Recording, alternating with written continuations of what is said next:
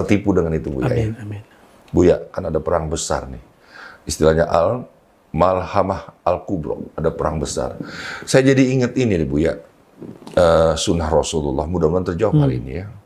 Kita dianjurkan untuk berkuda, memanah, berenang. Jadi kepikiran, apa memang ada perang besar, kita harus pergi ke suatu pulau, kalau nggak bisa berenang, selesailah kita di ujung garis-garis pantai. Gimana dengan perang besar ini, Buya? Apakah ini fisik? Apa cuma, apa ya? Fisik, Bang. Fisik? Katanya Fisik, tapi juga batin. sistem juga? Zahir dan batin. Gimana, Buya? Maka saya lengkapi tentang pertanyaan yang pertama, tentang Al-Mahdi, pasukan Al-Mahdi. Dalam sebuah hadis itu, hadis Imam Abu Daud, seingat saya, jadi ada sahabat bertanya, ketika Dajjal nanti keluar, Nabi mengatakan, barangkali di antara kamu ada yang bertemu. La'allahu ba'dun minkum. Barangkali sebagian kamu ada yang ketemu dia. Atau orang yang pernah mendengarkan hadisku ini akan bertemu dia. Ini menunjukkan bahwa ada sahabat-sahabat yang Allah panjangkan umur ruhaninya. Saya nggak mengatakan fisik. Ya. Kalau iya, itulah Al-Khidir alaihissalam. Ya, itulah Al-Khidir alaihissalam. Lalu sahabat bertanya, wahai Rasulullah, bagaimana kolbu kami saat itu, kondisi psikologis kami saat itu? Ini akan menjawab siapakah tentara Al-Mahdi. Baru masuk ke Al-Malhamah. Nabi mengatakan, kulubukum, ya, kolbu kamu seperti, kolbu kamu saat itu seperti kolbu kamu hari ini, ketika berhadap-hadapan denganku. Maka mereka pernah mengalami syak, mengalami ujian. Mereka juga ada yang bisa berdialog dengan Tuhan. Mereka diajar oleh Rasulullah untuk berdialog dengan kolbunya. Di antara mereka ada yang bisa mendengarkan tangisan pohon. Pohon berbicara, pohon mengucapkan salam, alaika ya Rasulullah. Itu mereka. Maka nanti di akhir zaman Nabi mau ulang. Jika kolbu mereka, bahkan Nabi mengatakan, barangkali ada khairun, ada yang lebih baik daripada kamu. Ini dalil bahwa kolbu-kolbu Al-Mahdiyin, sebagian ada yang secara kualitas ma'rifat melewati ma'rifat orang-orang terdahulu. Bukan berarti imannya melewati para sahabat, tidak ada. Tapi ma'rifatnya melewati. Jadi Nabi memberikan clue khairun minkum. Bahkan lebih baik dari sekarang. Nah, jadi itu penciriannya ada di kolbu. Bukan di menunggang kuda, bukan di memanah, bukan di berenang, Bang Dik. Karena ini perangnya sudah perang iman. Dajjal itu bukan perang fisik. Fisik itu cuma salah satu peran dalam perang akhir zaman. Salah satu adegan, salah satu dari sesi yang muncul di akhir zaman. Sebelum itu perang iman. 3 tahun paceklik. Bang Dik bisa ganti iman. Kita diuji keimanannya. 3 tahun ada orang sakit, ada orang kena virus, itu panik luar biasa. Karena banyak orang panik 2 tahun ini, banyak yang ngaku Imam Mahdi. Banyak yang ngaku dia sudah usul kepada Allah, padahal usulnya baru ke YouTube, usulnya baru ke hal-hal yang halu. Ya, saya banyak menemui hal itu beberapa waktu ini. Dan penciriannya satu, dia bergerak sendiri-sendiri, nafsi-nafsi. Sedangkan Al-Mahdiyin bukan sendiri. Nabi mengatakan, kulubukum, kum antum kamu. Jadi bukan sendiri, Bang Dik. Maka tadi walaupun Bang Dik mengatakan tentara Al-Badr, namanya yang tepat Al-Badri. Bukan Al-Badr. Al-Badr itu nama Rasulullah. Kita pasukannya Al-Badri. Al-Badri. Al-Badri itu tentara yang kolbu mereka seperti rembulan. Ya, terangnya tidak membuat panas. Ya. Jadi nanti dengan kolbu yang tajam ini, mereka akan lebih kuat daripada orang yang sanggup berenang, sanggup main kuda. Kalau Bang Dik sekarang cuma main kuda, paling kuat poligami. Kita nggak ngomong itu, Bang Dik. Poligami itu nanti yang akan luar biasa. Kalau sekarang itu cuma ngicip-ngicip. Poligami itu nanti Alhamdulillah, disahkan. saya udah nyicipin ya Allah. Jadi dalam hadis itu dikatakan ketika laki-laki sudah banyak yang hancur mati, maka Al-Mahdi diizinkan Allah untuk menetapkan hukum ya, rajul wahid, satu laki-laki boleh menikah 50 perempuan. Itu nanti terjadi. Mungkin perempuan-perempuan yang agak syak berdoa, semoga saya mati duluan, saya nggak tega di nanti itu tidak ada lagi cemburu. Mereka sudah asik, itu cuma status. Mereka sudah asik dengan ma'rifatullah.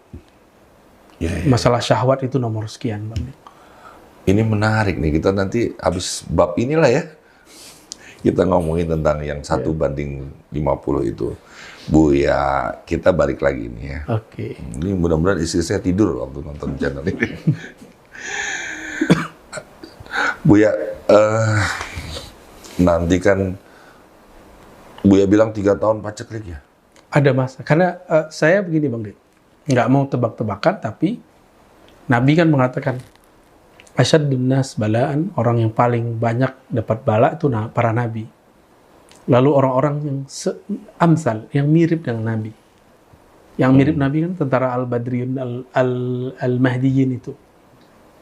Maka Al-Mahdiyin ini akan mengalami paceklik seperti Nabi dulu mengalaminya 3 tahun. Jadi apa yang dilakukan terjadi pada masa Rasulullah, itu terjadi persis, cuma beda zamannya, beda kondisinya. Tapi kejadiannya mungkin lebih parah, karena ini bukan nakut-nakutin Bang Dik. Kenapa lebih parah? Karena kita sudah biasa hidup santai, mewah, apa-apa cuma bikin pencet. Nanti kembali ke zaman yang semuanya serba manual. Bang Dik masih ingat kalau ahli ekonomi mengatakan 2030 atau ahli-ahli bahan bakar, nanti habis. Kalau bahasa mereka begitu, bahasa orang-orang yang belajar eskatologi, barangkali itu awal dari hidup serba manual. Wallahu a'lam. Teman-teman, kita ini manusia, nggak makan, bisa tetap hidup loh. Ya, 15 hari, 10 hari, tergantung kondisi kita. Tapi kalau kita nggak minum, ya, 3-5 hari kita bisa mati. Dan tadi Buya mengatakan ada paceklik, musim hujan tidak turun selama 3 tahun. Kayak apa itu ya? Kalau orang memberikan air, itu seperti apa ya? Tetesan air di padang gurun gitu ya. Maka nanti kita akan berebut tentang air dan kematian ada di mana-mana. Buya, ngeri saya bayangin ini Buya. Saya bayangin. Tenang Bang Dik. Itu kan kabar takutnya, belum kabar baiknya. Ya coba tenangin dulu Buya. Yang tenang dulu ya, biar tenang. Bang Dik nggak Ya deg-degan. tenangin dulu. Masih ingat Jenderal Talut? Nah, Jenderal Talut. Jenderal Talut itu adalah siloka, isyarat mengenai sosok Al-Mahdi. Talut ini melawan Jalut. Ada ja-nya. Jalut, bukan Dajjal ya. Tapi Jalut ini sebenarnya masih orang-orangnya Dajjal. Sedangkan Talut ini, dia orang-orangnya Nabi. Orang-orangnya Nabi. Jadi bisa jadi dia seorang Nabi tapi bukan Rasul. Talut dapat perintah. Kalau Talut dapat perintah, berarti dia dapat wahyu dong. Berarti dia Nabi. Bahwa pasukan puluhan ribu orang, ketika mereka kehausan, tiba-tiba Allah ngasih ujian. Ngasih? Ujian keyakinan. Ini yang akan diuji nanti. Iya. Wal yaqtarif. Ya. Hendaklah kalau ngambil air itu apa namanya Bang Dik? Setangkup. Ini apa namanya? Setakup. Ya. Ya gitu deh. Kaf. Sebanyak ini. Jadi mereka kemudian nggak boleh pakai ember atau menggunakan alat minum atau botol, nggak boleh. Itu sebagian nggak percaya. Masa sih? Mereka meremehkan kata-kata ilham atau wahyu yang turunkan kepada Talut. Lalu mereka ada yang minum sebanyak-banyaknya, tiba-tiba kemudian malas, ngantuk. Kan dulu air nggak, orang dulu minum langsung aja Bang Dik. Air bersih, air mineral itu langsung bisa diminum. Karena belum kena deterjen. Bakteri ya. Langsung. Virus. Tapi kelompoknya cuma satu. Dari puluhan ribu. Sisa cuma 313. Dari puluhan ribu tentara Talut cuma sisa 313. Selebihnya ada yang Talut PA gitu ya. Talut mah kacau. Masa kita haus dilarang minum? Jadi disitulah diuji. Kita sedang bergantung kepada air atau bergantung kepada yang mengirim air. Ini yang isi lokanya. Ini majasnya. Ini hikmah yang. Kenapa ayat itu ditaruh di awal-awal Al-Quran? Bukan taruh di tengah Al-Quran. Supaya kita sering lewati baca ayat itu. Maka saya belajar dari isyarat-isyarat para ulama. Oh, ini ternyata tentara Al-Mahdi. You must know Talut. Kamu harus labudda an ta'rif haqa'iq Talut wa junudi. Kamu harus tahu tentara Talut. Itulah ciri-ciri tentara Al-Mahdi. Jadi dia ada keyakinan di kolbunya. Kolbunya bergantung kepada yang menurunkan air. Seandainya air tidak turun, kan yang menurunkan air masih ada. Siapa? Allah Subhanahu wa Ta'ala. Kenapa harus ada surah Al-Kahf? Al-Kahf 309 tahun itu Ashabul Kahfi tidak makan, tidak minum, tidur. Kok bisa hidup? Apalagi cuma 3 tahun. Ini siloka juga, Bang Dik. Maka tentara Al-Mahdi itu dia punya kerohanian Ashabul Kahfi. Bahwa mereka bergantung kepada yang maha hidup, bukan kepada benda-benda mati. Apalagi benda-benda yang dihidupkan oleh Allah Subhanahu wa Ta'ala. Masya Allah. Ya. Pemirsa channel Rumi Cafe Jakarta, apa yang harus kita pungkiri? Nabi kita itu sudah kita sepakati adalah Nabi akhir zaman. Ya. Jadi kalau kita tidak percaya akan adanya akhir zaman, dipertanyakan lagi keimanan kita. Air itu juga adalah lambang cinta yang terbesar untuk kehidupan. Kenapa kau abaikan? Dari mulai kamar mandi, kau buang-buang, dari cuci piring, bahkan wudhu sendiri. Ya, kau berpoya-poya dengan air. Orang tua kita bahkan leluhur tuh anak-anak disuruh mandi hujan. Sekarang awas jangan mandi hujan, ntar sakit. Seolah-olah kita ini mengutuk Allah yang menciptakan air, bahwa air ini akan merusak tubuh kita, padahal justru sebaliknya. Saya bingung sebenarnya bertanya apa nih di bab ini sama Buya. Terlalu jauh ke depan untuk menyelami kehidupan. Tapi kalau nggak ikut ngaji juga saya tersesat di jalan yang berliku ya. Buya, jujur aja kalau sudah Buya jelaskan begini, saya ingin menjadi pasukan Al-Mahdi bukan pasukan Dajjal. Ya.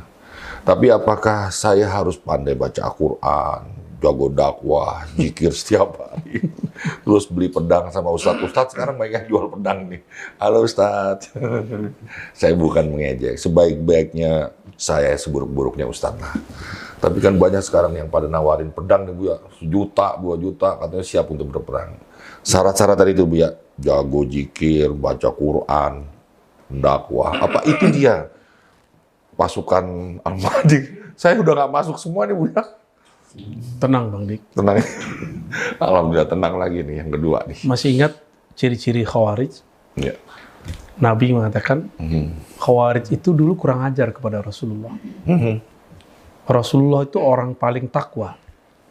Tiba-tiba orang ini menceramahi Nabi dan mengatakan, Ittaqillah ya Rasulullah. Ente takut kepada Allah wahai Rasul. Itu dia kurang ajar. Khalid ibn Walid ingin memenggalnya, tapi Nabi mengatakan tidak, biarkan. Sebagaimana Nabiullah Musa membiarkan Dajjal untuk lepas. Karena takdirnya bukan pada Sayyidina Musa. Begitu juga Zulkhuwaisirah, takdirnya bukan pada Khalid ibn Walid. Tapi barangkali takdirnya di tangan Bang Dik. Siapa tahu. Apa kata Nabi? Nanti akan keluar dari Zulkhuwaisirah imitasi-imitasi dari orang ini yang yatluna ayatillahi ratba. Hadis Bukhari ini, saya bukan membaca hadis rawahu Bang Dik. Ini hadis Imam Bukhari. Mereka membaca ayat Allah ratba. Apa? Membaca ayat Allah banyak sekali, hafalnya banyak. Jadi pencirian Al-Mahdi dan Dajjal kalau cuma pada kuantitas bacaan ayat itu sama. Bahkan mungkin pengikut Al-Mahdi itu hafalannya nggak sebanyak kelompok ini. Karena Nabi mengatakan ratbah, Berarti kelompok Khawarij ini lebih banyak hafalannya daripada Al-Mahdi. Sedangkan penghafal di kalangan Al-Mahdi itu cuma beberapa.